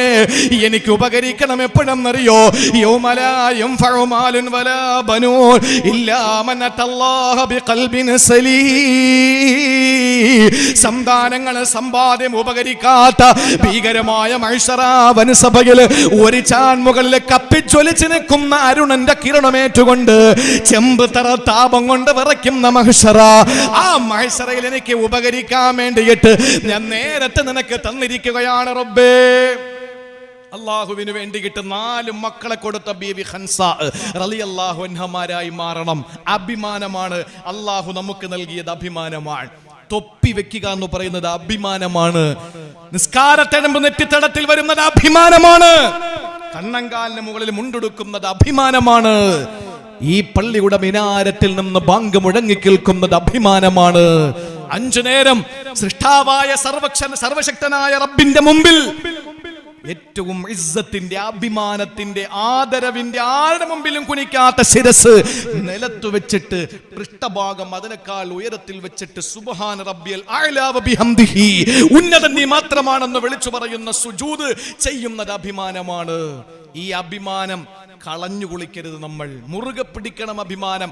അതിന്റെ പേരിൽ പെടഞ്ഞു മരിച്ചാൽ യമൻ പണ്ഡിതനായ താവൂസ് എന്നവർ, യമനിലെ പണ്ഡിതനായ താവൂസ് എന്നവർ പരിശുദ്ധ ഉംറ നിർവഹിച്ച് മത്താഫിലെ തവാഫ് ചെയ്ത് പൂർത്തീകരിച്ച് പരിശുദ്ധമായ മഖാം ഇബ്രാഹിമിന്റെ പിന്നിൽ 2 റക്അത്ത് സുന്നത്ത് നിസ്കരിച്ചിട്ട് ഇങ്ങനെ മത്താഫിൽ ഇരിക്കുമ്പോൾ കുതിരയുടെ കുളമ്പടി ശബ്ദം കേൾക്കുകയാണ്. തിരിഞ്ഞു നോക്കുമ്പോൾ ഹജ്ജാജ് ബിൻ യൂസുഫ് കടന്നു വരുന്നു. ഭരണാധികാരി, അക്രമകാരിയാണ്. അദ്ദേഹം കടന്നു വന്നു. അദ്ദേഹം വന്ന് തവാഫ് പൂർത്തിയാക്കിയിട്ട് അദ്ദേഹവും മത്താഫിൽ ഇരുന്നു. 4 ഭാഗത്തും പട്ടാളക്കാര്. ആ മനുഷ്യൻ ഇങ്ങനെ നോക്കി നിൽക്കുമ്പോ, യമൻ പണ്ഡിതനായ താവൂസ് എന്നവർ നോക്കി നിൽക്കുമ്പോ, യമൻകാരനായ സാധാരണക്കാരനായ ഒരു കറുത്ത മനുഷ്യൻ അയാൾ ഇങ്ങനെ തവാഫ് ചെയ്ത് കൊണ്ടുവരുന്നതിനിടയിൽ അദ്ദേഹത്തിന്റെ ശരീരത്തിൽ എവിടെയോ ഉണ്ടായിരുന്ന ഒരു കുന്തം, അവരൊക്കെ യാത്ര ചെയ്യുമ്പോൾ അതൊക്കെ കരുതുന്നവരാണല്ലോ, ആ കുന്തം ഹജ്ജാജ് ബിൻ യൂസുഫിന്റെ ശരീരത്തിൽ വീണു. ഇനി എന്താ നടക്കാൻ പോകുന്നതെന്ന് മനസ്സിലായില്ലേ? ഹജ്ജാജ് ബിൻ യൂസുഫിന്റെ 1,24,000 പണ്ഡിതന്മാരെ ക്രൂരമായിട്ട് കൊന്നൊടുക്കിയ, ജനിച്ചപ്പോ തന്നെ തൊട്ടുകൊടുത്തത് ഹജ്ജാജ് ബിൻ യൂസുഫിന് ആടിനറുത്തിട്ടതിന്റെ രക്തമായിരുന്നു തൊട്ടുകൊടുത്തത്. അന്ന് തുടങ്ങിയതാ രക്തത്തോടുള്ള കൂറ്. ഹജ്ജാജ് ബിൻ യൂസുഫ് ചാടി എഴുന്നേറ്റ് ചോദിച്ചു, നീ എവിടത്തുകാരനാടാ? ആ പാവപ്പെട്ട മനുഷ്യൻ പറഞ്ഞു, ഞാൻ യമനിൽ നിന്ന് വന്നതാ. യമനിന്റെ ഭരണാധികാരി എങ്ങനുണ്ട്? ആരായിരുന്നു? ഹജ്ജാജ് ബിൻ യൂസുഫിന്റെ അനുജനായിരുന്നു മുഹമ്മദ് ബിൻ യൂസുഫ്. ചോദിച്ചു, എങ്ങനെയുണ്ട് യമന്റെ ഭരണാധികാരി, എങ്ങനെയുണ്ട്? ആ സമയത്ത് ആ മനുഷ്യൻ പറഞ്ഞ മറുപടി എന്തെന്നറിയോ? ആ മനുഷ്യൻ ഉടനെ ഹജ്ജാജ് ബിൻ യൂസുഫിന്റെ മുഖത്ത് നോക്കിയിട്ട് പറഞ്ഞു, ഇന്നഹു സമീനും ബത്തീനുൻ, അയാൾ നല്ല തടിച്ചു കൊടുത്ത ഒരു കൊടവയറനാണല്ലോ, എനിക്കറിയാലോ എന്ന് പറഞ്ഞു. ഹജ്ജാജ് ബിൻ യൂസുഫ് ചോദിച്ചു, ഞാൻ അദ്ദേഹത്തിന്റെ ആകാര സൗട്ടവുമല്ല ചോദിച്ചത്, അയാളുടെ നീതിയെ പറ്റിയാ ചോദിച്ചത്. എന്താ അദ്ദേഹത്തിന്റെ നീതി? കാര്യങ്ങളൊക്കെ ദാഹത്തായിട്ട് പോകുന്നുണ്ടോ എന്ന് ചോദിച്ചു. ഹജ്ജാജ് ബിൻ യൂസുഫിനോട് ഈ പാവപ്പെട്ട മനുഷ്യൻ പറഞ്ഞു, ഇന്നഹു ലാലിമുൻ ഗശൂബുൻ, ഇയാളെ പോലെ അക്രമിയും ഇയാളെ പോലെ മനുഷ്യത്വം ഇല്ലാത്ത ലോകത്ത് വേറെ ആരും കണ്ടിട്ടില്ല. ഹജ്ജാജ് ബിൻ യൂസുഫിന് ദേഷ്യം ഒന്ന് ചോദിച്ചു, എന്റെ സഹോദരനാണെന്ന് നിനക്കറിഞ്ഞൂടെ? ആ സമയത്ത് എന്താ മനുഷ്യൻ പറഞ്ഞെന്നറിയോ? എടോ ഹജ്ജാജ്, നീ നിന്റെ അനിയനെ കൊണ്ട് അന്തസ് നടിക്കുന്നതിനേക്കാൾ എന്റെ പടച്ചവന്റെ വിഷയത്തിൽ ഞാൻ അഭിമാനിക്കുന്നവനാ, ഞാൻ എന്റെ അള്ളാഹുവിന്റെ പേരിൽ അഭിമാനിക്കുന്നവനാന്ന് പറഞ്ഞു. താവൂസ് എന്ന പണ്ഡിതൻ രേഖപ്പെടുത്തുകയാണ്, വല്ലാഹി മാ ബഖിയത്ത് ശഅറത്തും ഫീ റഅസി ഇല്ലാ ഖാമത്ത് മിൻ ഹാദിഹിൽ കലിമ, പടച്ചോനാണ് എൻ്റെ ശരീരത്തിൽ ഒരു രോമവും ഇല്ല ഖാമത്ത്, അത് എഴുന്നേറ്റ് നിൽക്കാതെ ഇല്ല എന്ന് പറഞ്ഞാൽ രോമം എവിടെയൊക്കെ ഉണ്ടോ ഈ താവൂസ് എന്ന പണ്ഡിതന്റെ ശരീരത്തിലെ മുഴുവൻ രോമവും എഴുന്നേറ്റ് നിന്നു.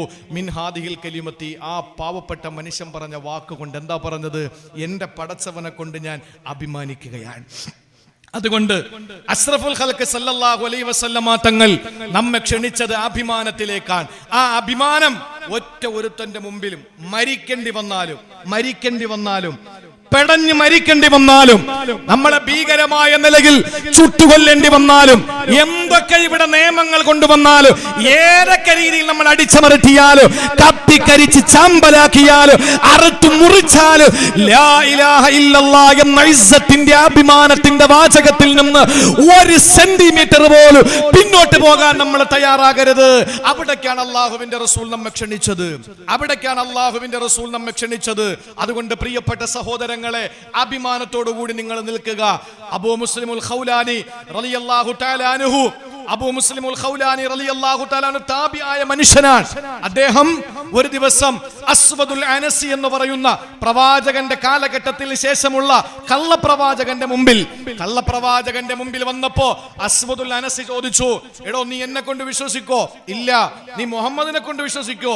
ബി അബി ഹുവ വ ഉമ്മി, എന്റെ വാപ്പയും ഉമ്മാക്ക് ഞാൻ അവർ പ്രവാചകനെ ദണ്ണം വച്ചിരിക്കുക, എല്ലാം എന്റെ പ്രവാചകനെ സമർപ്പിച്ചിരിക്കുക, എന്റെ എല്ലാം എന്റെ ഹബീബാണ് എന്ന് പറഞ്ഞപ്പോ പറഞ്ഞു, നിന്നെ അതുല്യമായ നിലയിൽ നിന്നെ ഞാൻ കൊല്ലുമെന്ന് പറഞ്ഞു. നീ എങ്ങനെയാണോ കൊന്നോ, ഞാൻ എന്റെ അള്ളാഹുവിനെയും എന്റെ റസൂലിനെയും മുറുകെ പിടിച്ച് ജീവിക്കുന്നവനാ. ഒരു ഇഞ്ച് പോലും പൊന്നുമോനെ എന്നെ പിന്നോട്ട് മാറ്റി ചിന്തിക്കാൻ നിനക്ക് കഴിയില്ല എന്ന് പറഞ്ഞു. അവസാനം എങ്ങനാ ശിക്ഷിച്ചെന്നറിയോ? ഇബ്രാഹിം നബിയെ ആസറും പരിവാരങ്ങളും നടത്തിയതുപോലെ തീ കൂട്ടിയിട്ട് ആ തീയിലേക്ക് മഹാനായ അബൂ മുസ്ലിമുൽ ഖൗലാനി താബിഈ റളിയല്ലാഹു അൻഹുവിനെ വലിച്ചെറിഞ്ഞു. എന്താ സംഭവിച്ചെന്നറിയോ? ഞാനതാ പറയുന്നത്. അഭിമാനത്തോടുകൂടി നമുക്ക് പറയാം സഹോദരങ്ങളെ, ഒരിക്കലും അസ്വദുൽ അനസി എന്ന കള്ളപ്രവാചകനെ കൊണ്ട് വിശ്വസിക്കില്ല. എനിക്ക് എന്റെ വലുതെന്റെ ഹബീബാണ്, എന്റെ നായകനാണെന്ന് വിളിച്ചു പറഞ്ഞതിന്റെ പേരിൽ തീ കുണ്ടാരമുണ്ടാക്കിയിട്ട് അഗ്നിജ്വാലയിലേക്ക് വലിച്ചെറിഞ്ഞു. അബൂ മുസ്ലിമുൽ ഖൗലാനി താബിഈ റളിയല്ലാഹു തആല അൻഹു ആ തീ കുണ്ടാരത്തിലേക്ക് ചെന്ന് വീണുമ്പോൾ ഇബ്രാഹിം ഖലീൽ റളിയല്ലാഹു അലൈഹിസ്സലാം, മഹാനായ ഖലീലുല്ലാഹി ഇബ്രാഹിം നബി എന്ന മനുഷ്യ നാഗരികതയുടെ പ്രമിതാമഹൻ ആസറിന്റെ മകനായി ജനിച്ച് നമ്രൂദിന്റെ തീക്കുണ്ടാരത്തിലേക്ക് വലിച്ചെറിയപ്പെട്ട ഇബ്രാഹിം നബി ഏത് വാചകമാണോ മൊഴിഞ്ഞത്, ആ തീക്കുണ്ടാരത്തിൽ കിടന്നു പറഞ്ഞു, ഹസ്ബുനല്ലാഹു വ നിഅമൽ വകീൽ, ഞാൻ അല്ലാഹുവിനെല്ലാം പരമേൽപ്പിക്കുന്നു, എനിക്ക് എന്റെ റബ്ബ് മതിയായവനാണെന്ന് പറഞ്ഞപ്പോൾ ഒരു രോമം പോലും കരിയാതെ അബൂ മുസ്ലിമുൽ ഖൗലാനി താബിഈ തങ്ങൾ തിരികെ കയറി വന്നു. ഈ വിവരം മദീനയിൽ മഹാനായ സയ്യിദുനാ ഉമറുൽ ഫാറൂഖ് റളിയല്ലാഹു തആല അൻഹു വിവരമറിയുകയാ. ഉമർ റളിയല്ലാഹു അൻഹു വഴിയിൽ കാത്തുനിന്നു. അബൂ മുസ്ലിമുൽ ഖൗലാനി റളിയല്ലാഹു തആല അൻഹു എന്ന താബിയായ മനുഷ്യനെ കാത്തുനിന്നു. ആ താബിയായ മനുഷ്യൻ മദീനയിലെത്തുമ്പോഴേക്കും ഉമർ തങ്ങൾ ഓടിച്ചെന്ന് കെട്ടിപ്പിടിച്ച് നെഞ്ചോട് ചേർത്ത് വെച്ചിട്ട് ചുടുചുംബനങ്ങൾ കൊടുത്തു. നേരെ കൊണ്ടുപോയത് എവിടെയെന്നറിയോ? അബൂബക്കർ സിദ്ദീഖ് റളിയല്ലാഹു തആല അൻഹു ഭരണം നടത്തിക്കൊണ്ടിരിക്കുന്ന മദീനയിൽ അബൂബക്കർ തങ്ങൾ എന്ന ഭരണാധികാരിയുടെയും ഉമറുൽ ഫാറൂഖ് എന്ന് പറയുന്ന ധീരനായ ഇസ്ലാമിന്റെ രണ്ടാമത്തെ ഖലീഫയുടെയും ഇടയിൽ മഹാനായ അബൂ മുസ്ലിമുൽ ഖൗലാനി താബിഈ തങ്ങളെ ചേർത്തിരുത്തിയിട്ട് പറഞ്ഞതെന്തെന്നറിയോ? അൽഹംദുലില്ലാഹ് അല്ലദീ അറാനാ ഫീ ഉമ്മത്തി മുഹമ്മദിൻ മൻ ഫഅല ബിഹി കമാ ഫഅല ബി ഇബ്രാഹിമിൽ ഖലീൽ. ഇബ്രാഹിം നബിയെ, അല്ലാഹുവേ ഇബ്രാഹിം നബിയെ അഗ്നികുണ്ടാരത്തിൽ നിന്ന്, നമ്രൂദിന്റെ അഗ്നികുണ്ടാരത്തിൽ നിന്ന് രക്ഷപ്പെടുത്തിയതുപോലെ ഈ ഉമ്മത്ത് മുഹമ്മദിന് നീ ഒരു സമ്മാനം തന്നു ഇബ്രാഹിമായി. ആ ഇബ്രാഹിമിനെയാണ് ഞങ്ങൾ ചേർത്തിരുത്തിയിരിക്കുന്നത് എന്ന് പറഞ്ഞ് രണ്ടുപേരുടെയും ഇടയിലിരിക്കുന്ന അബൂ മുസ്ലിമുൽ ഖൗലാനിയുടെ മുഖത്ത് നോക്കിയിട്ട് ഈ ഉമ്മത്തിലെ ഇബ്രാഹിം നബിയാണെന്ന് പറഞ്ഞ മഹാനായ ഉമറുൽ ഫാറൂഖ് റളിയല്ലാഹു തആല അൻഹു ചേർത്ത് നിട്ട് ചുംബനം കൊടുത്തത് ഒരു ഇഞ്ച് പോലും പിന്നോട്ട് മാറാത്തതിന്റെ പേരിലാണ്. അഭിമാനത്തോടുകൂടി എൻ്റെ പ്രിയപ്പെട്ട സഹോദരങ്ങളെ നമുക്ക് പറയാൻ കഴിയും, നമ്മുടെ ഹബീബ് ക്ഷണിക്കുന്നത് അഭിമാനത്തിലേക്കാ. നമസ്കാരം ലഹരിയാക്ക്. കോവിഡ് വരും പോകും, തീർന്നതാ നമ്മൾ കരുതിയത്. ഇന്നിപ്പോ എണ്ണം കുറവ് കാണിക്കുന്നു, നാളെ എണ്ണം കൂടിക്കാണിക്കുന്നതോ നമുക്കറിയില്ല. ഏതായിരുന്നാലും നാളെ കൂടുന്നു, ഇന്ന് കുറയുന്നു, മറ്റന്നാൾ കുറയുന്നു, വീണ്ടും കൂടുന്നു. കൂടട്ടെ കുറയട്ടെ, നമുക്കതുമല്ല ഒരു പ്രശ്നമല്ല. നമുക്ക് വലുത് സ്വത്വബോധമാണ്, നമുക്ക് വേണ്ടത് ഇസ്സത്താണ്. ആ ഇസ്സത്തിലേക്ക് നമ്മളെ ക്ഷണിച്ച് നമ്മളെ പരിശുദ്ധമായ സ്വർഗത്തിന്റെ മുന്നിൽ കൊണ്ട് നിർത്തിയിരിക്കുന്ന നമ്മുടെ ഹബീബിന്റെ കൈത്തട്ടിയിട്ട് ഞാൻ പാത്രത്തിൽ വിളക്ക് വെച്ച് പാത്രത്തിലെ വെള്ളത്തിലേക്ക് വിളക്കിന്റെ വെട്ടത്തിൽ ആ എണ്ണ വിളക്കിന്റെ വെട്ടം കണ്ടിട്ട് പാറി വരുന്ന പ്രാണികൾ ആ എണ്ണയിലേക്കും ആ വെള്ളത്തിലേക്കും വീഴുന്നത് പോലെ നിങ്ങൾ ഓടിച്ചെന്ന് നരകത്തിൽ വീഴാൻ പോകുന്നു. ഞാൻ നിങ്ങളുടെ അരയ്ക്ക് പിടിച്ചിട്ട് രക്ഷപ്പെടുത്തുന്നു എന്ന് പറഞ്ഞ ഹബീബ് സല്ലല്ലാഹു അലൈഹി വസല്ലം അതുപോലെ നമ്മളെ രക്ഷപ്പെടുത്തി കൊണ്ടുവന്ന് നിർത്തിയിരിക്കുകയാണ്. അള്ളാന്റെ ഹബീബ് വിളിച്ചത് അഭിമാനത്തിലേക്കാ. ആ അഭിമാനം നമുക്ക് അള്ളാഹു തന്നു, ആദരിച്ചു. അതൊരിക്കലും നഷ്ടപ്പെടുത്തി കളയരുത്. അങ്ങനെ കളയാതെ മരിക്കുന്നതുവരെ കാത്തു സൂക്ഷിക്കാൻ സർവശക്തനായ അല്ലാഹു റബ്ബുൽ ഇസ്സത്ത് തൗഫീഖ് നൽകട്ടെ എന്ന് ആത്മാർത്ഥമായ ദുആ ചെയ്തുകൊണ്ട് എൻ്റെ വാക്കുകൾ ഞാൻ അവസാനിപ്പിക്കുന്നു. വആഖിറു ദഅ്വാനാ അൽഹംദുലില്ലാഹി റബ്ബിൽ ആലമീൻ. അസ്സലാമു അലൈക്കും വറഹ്മത്തുള്ളാഹി വബറകാതുഹു.